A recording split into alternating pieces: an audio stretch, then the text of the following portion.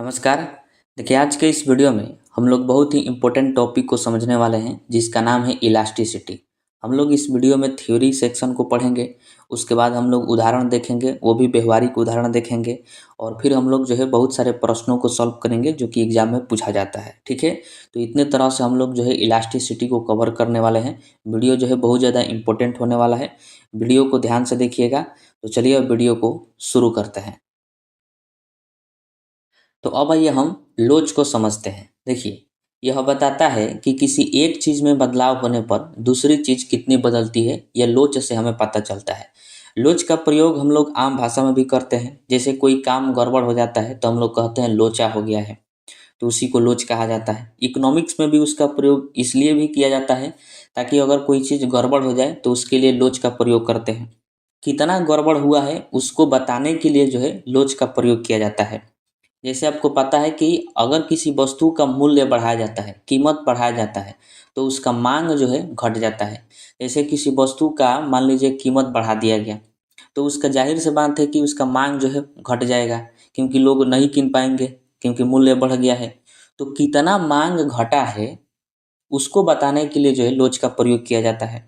जैसे कि कोई वस्तु है, उसका मूल्य पहले 10 रुपया था, तो उसको 10 लोग खरीदते थे। अब उसका मूल्य जो है 20 रुपया हो गया। तो अब ऐसा नहीं है कि 10 लोग खरीदबे करेंगे, उनमें से कम हो जाएंगे, क्योंकि 20 रुपया खरीदने के लिए सबके पास क्षमता नहीं हो पाएगा 20 रुपया का। तो इस वजह से उसका जो है मांग घट गया।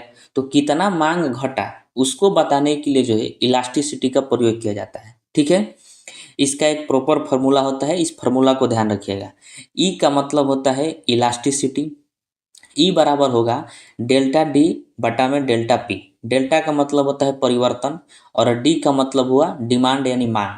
ठीक है, और वही पी का मतलब हो गया प्राइस।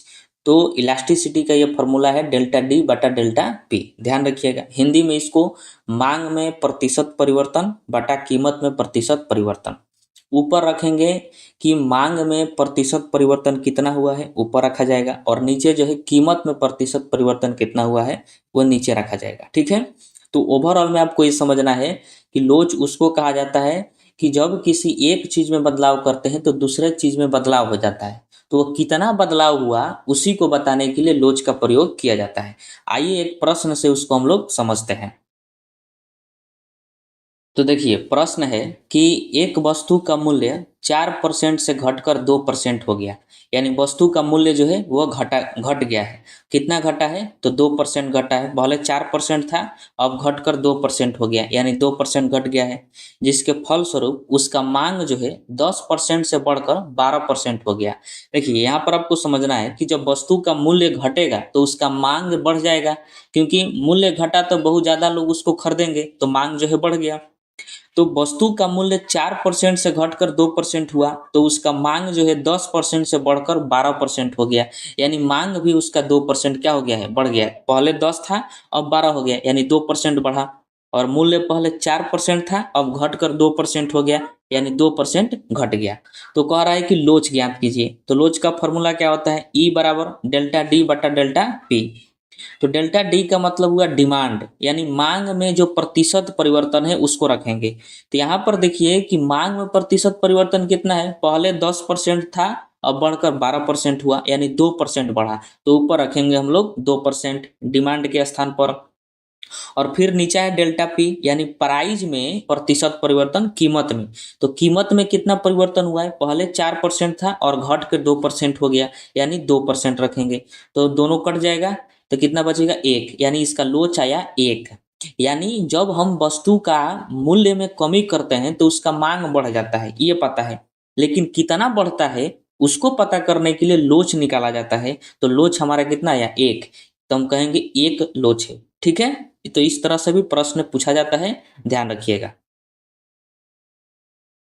अब आइए हम समझते हैं कि इकाई लोच क्या होता है। देखिए, जब मूल्य में प्रतिशत परिवर्तन और मांग में प्रतिशत परिवर्तन बराबर हो, यानी मूल्य में जितना प्रतिशत परिवर्तन हुआ है उतना ही मांग में प्रतिशत परिवर्तन हो, तो उसको हम लोग इकाई लोच के नाम से जानते हैं। इस स्थिति में ई बराबर जो है 1 आता है।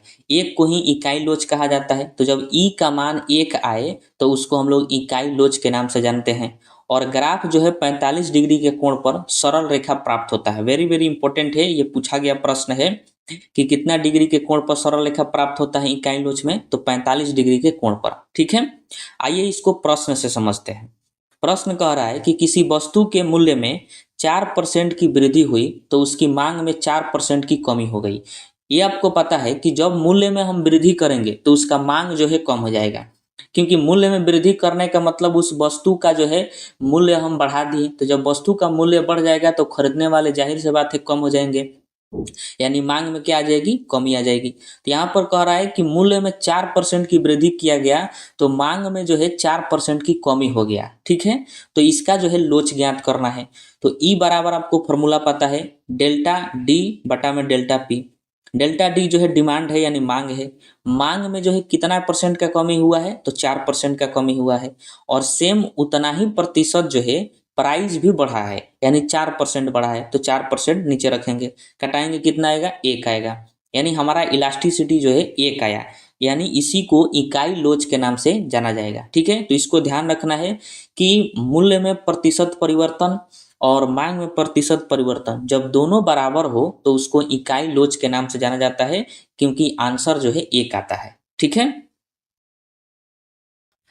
अब आइए हम समझते हैं अधिक लोच क्या होता है। देखिए, जब मूल्य में थोड़ा ही परिवर्तन हो किंतु मांग में परिवर्तन अधिक हो जाए तो उसे अधिक लोच कहते हैं। यानी अगर हम मूल्य थोड़ा सा बढ़ाएं तो मांग जो है बहुत अधिक घट जाता है, तो उसको अधिक लोच के नाम से जाना जाता है। इस स्थिति में ई ग्रेटर देन 1 होता है, यानी ई का मान जो है 1 से अधिक आ जाए तो उसको अधिक लोच कहा जाता है। यानी जब भी हम किसी वस्तु के मूल्य को थोड़ा सा बढ़ाते हैं तो मांग जो है बहुत ज़्यादा घट जाता है, तो उसको कहेंगे हम लोग अधिक लोच। इसको प्रश्न से समझते हैं। प्रश्न कह रहा है कि किसी वस्तु के मूल्य में 6% की वृद्धि हुई, मूल्य कितना बढ़ाया गया है, 6%, तो मांग में 12% की कमी हो गई। ये तो आप जानते हैं कि मूल्य बढ़ाएंगे तो मांग कम होगा, उस समय से हम लोग पढ़ रहे हैं। लेकिन यहाँ पर देखिए कह रहा है कि मूल्य में 6% की वृद्धि किया गया है तो मांग जो है 12% कम हो गया, यानी बहुत ज़्यादा कम हो गया। थोड़ा सा मूल्य बढ़ाएं और मांग जो है बहुत अधिक कम हो गया, तो कह रहा है कि लोच बताइए। तो फॉर्मूला पर इसको रखेंगे, डी के स्थान पर रखेंगे डिमांड यानी मांग। मांग में कितना परसेंट की कमी हुआ है, तो 12%, तो 12 ऊपर, और नीचे जो है 6% मूल्य में वृद्धि किए हैं तो नीचे 6, घटाएंगे तो कितना आएगा, 2, यानी इसी को कहा जाएगा अधिक लोच, क्योंकि इसका मान जो है 1 से अधिक है। तो जब ई का मान 1 से अधिक आ जाए तो उसको अधिक लोच के नाम से जाना जाता है। ठीक है, अब आइए हम समझते हैं कि अनंत लोच किसे कहते हैं। देखिए, जब मूल्य में परिवर्तन न हो और मांग लगातार बढ़ने लगे तो उसको अनंत लोच कहा जाता है। इस स्थिति में ई बराबर इनफाइनाइट होता है, यानी अनंत होता है। देखिए, जब मूल्य में कोई परिवर्तन न किया जाए, मूल्य जैसे पहले था वैसे अभियो है, लेकिन मांग जो है उसका लगातार बढ़ने लगे, तो उस स्थिति में ई बराबर जो है इनफाइनाइट प्राप्त होता है और उसी को अनंत लोच के नाम से जाना जाता है। यानी मूल्य पहले जितना था उतना ही रहेगा, लेकिन मांग लगातार बढ़ने लगेगा, डिमांड एकदम लगातार बढ़ने लग जाएगा, तो उसको अनंत लोच के नाम से जाना जाएगा। जैसे फॉर्मूला पर देखें तो डिमांड के स्थान पर अगर 1 रखें और प्राइस जो है 0 रखें, मतलब प्राइस नहीं बढ़ रहा है, जितना है उतना ही फिक्स है, तो इसका आंसर कितना आएगा, अनंत आएगा। क्योंकि आप मैथमेटिक्स में पढ़े हैं कि अगर नीचे 0 रहता है और ऊपर कोई भी अंक हो तो वह सॉल्व नहीं हो सकता, उसका आंसर जो है इनफाइनाइट आता है, यानी अनंत आता है। ठीक है, इस 1 के स्थान पर अगर हम 5% रख दें, 10% रख दें और प्राइस जो है 0 रहे, तो अभी क्या आएगा, इनफाइनाइट ही आएगा, क्योंकि मूल्य में कोई परिवर्तन नहीं हो रहा है, मूल्य जैसे था वैसा ही है, तो 0 का 0 ही रहेगा। लेकिन मांग लगातार बढ़ रहा है तो 1 के स्थान पर जितना आप रखते जाइएगा आंसर उतना ही आएगा, इनफाइनाइट यानी अनंत आएगा। तो उसी को हम लोग अनंत लोच के नाम से जानते हैं। ठीक है, अब आइए हम समझते हैं कि बेलोच क्या होता है। अब आप इलास्टिसिटी को समझ गए, अब आइए हम समझते हैं कि बेलोच क्या होता है। देखिए, जब मूल्य में परिवर्तन करने पर भी मांग में परिवर्तन न हो तो उसको बेलोच कहा जाएगा। यानी मूल्य को कितना भी परिवर्तित कर दिया जाए, बढ़ाया जाए, कभी घटाया जाए, लेकिन मांग में कोई परिवर्तन न हो तो उसको हम लोग कहेंगे बेलोच।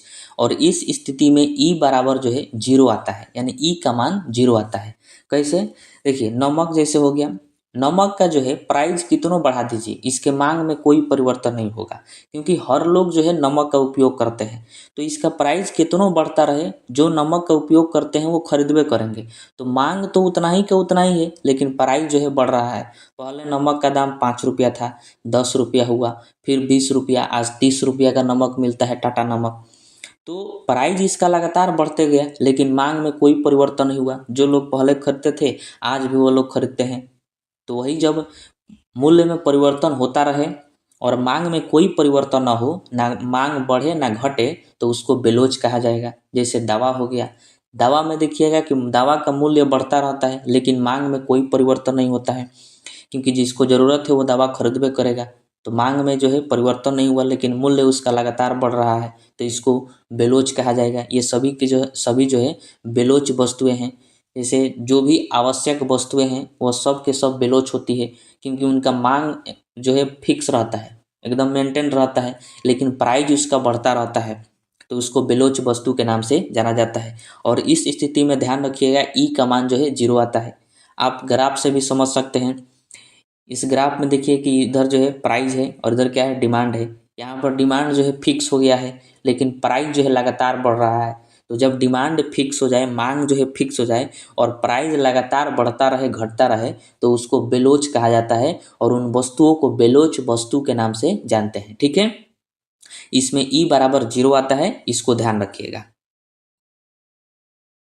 अब आपको एक इम्पोर्टेंट पॉइंट ध्यान में रखना है, जो कि बहुत ज़्यादा इम्पोर्टेंट है। देखिए, मांग बढ़ने से किसी भी वस्तु का मूल्य बढ़ जाता है, किंतु यदि सप्लाई संतुलित है तो मूल्य नहीं बढ़ेगा। जाहिर सी बात है, आप इसको अनुभव भी किए होंगे कि जब भी किसी वस्तु का मांग बढ़ता है, यानी डिमांड बढ़ता है, तो उसका मूल्य जो है बढ़ जाता है।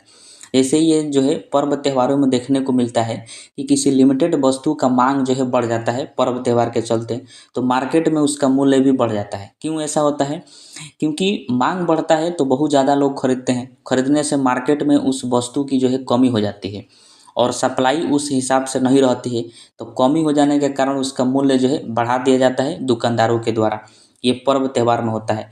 अगर सप्लाई संतुलित रहे, यानी जितना मात्रा में लोग खरीद रहे हैं, मांग बढ़ रहा है, उसी मात्रा में जो है सप्लाई भी होता रहे मार्केट में, तो उसका मांग नहीं बढ़ेगा। लेकिन ऐसा होता नहीं है, मांग जो है बढ़ने लगता है तो सप्लाई जो है कम हो जाता है, इस वजह से मूल्य घट जाता है। जैसे बिहार में देखने को मिलता है, जब छठ महापर्व आता है हम लोगों का, तो उस समय जो है सभी वस्तुओं का जो है मांग बढ़ जाता है।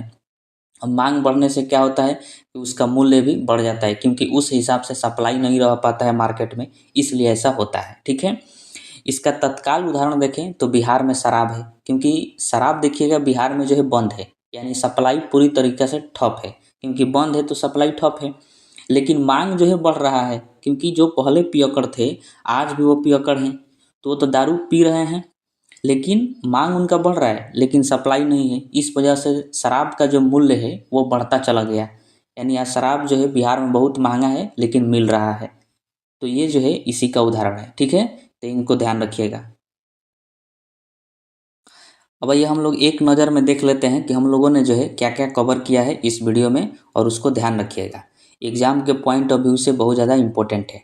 अगर इलास्टिसिटी का मान 1 आ जाए, यानी लोच का मान 1 आ जाए, तो उसको इकाई लोच कहा जाएगा। ये हम लोगों ने देखा, उदाहरण भी समझा था इसको प्रश्न के साथ। अगर ई का मान जो है 1 से अधिक आ जाए तो उसको अधिक लोच कहा जाएगा। अगर ई का मान जो है इन्फिनाइट आ जाए, अनंत आ जाए, तो उसको हम लोग अनंत लोच कहेंगे। ठीक है, ये पूछा जाता है, ध्यान रखना। अगर ई का मान 0 आ जाए तो उसको बेलोच कहा जाता है। तो ये हम लोगों ने पढ़ा है। ठीक है, तो इन सभी को याद रखिएगा। आगे भी जो हम लोग डिमांड और सप्लाई पढ़ेंगे तो उसमें ही इसका उपयोग किया जाएगा।